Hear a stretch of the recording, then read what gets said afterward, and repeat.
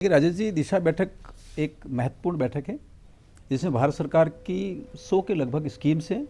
वो जिले में कैसे उसको अच्छे ढंग से उतारना है, उसकी समीक्षा करना है। कुछ बिंदु यदि अड़चन आ रही है, कोई बाधा है, कुछ इशू हैं जो सरकार तक पहुंचाना है, तो उसके लिए समीक्षा के लिए होती है।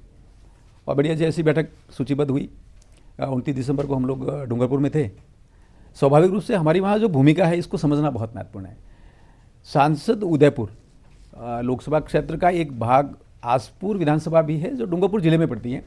उस नाते उदयपुर का जो सांसद है स्वाभाविक रूप से गवर्नमेंट ऑफ इंडिया के आदेश अनुसार सह अध्यक्ष के रूप में वहाँ उस बैठक में है।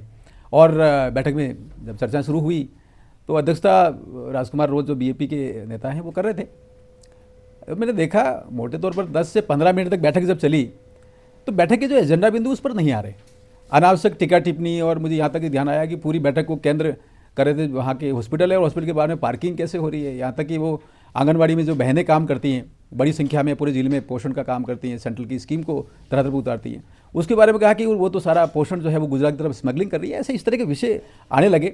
और आप देखिए कि सबसे बुरी बात तो ये हो गई कि सरकार के राजस्थान सरकार के समस्या निवारण के शिविर चल रहे हैं और इस शिविरों को लेकर टिप्पणी टिप्पणी की गई और मजाक उड़ाया गया। यार ये कहा गया कि ये टेंट का पैसा कहाँ से आ रहा है, ये इनकी रोटी खाने का पैसा कहाँ से आ रहा है। मुझे लगा ये एकदम छिछोरेपन और घटियापन पर जब आ गई बात तो फिर हमने ऑब्जेक्शन किया और जब ऑब्जेक्शन किया तो मुझे लगता है कि वो बात कहीं और चली गई।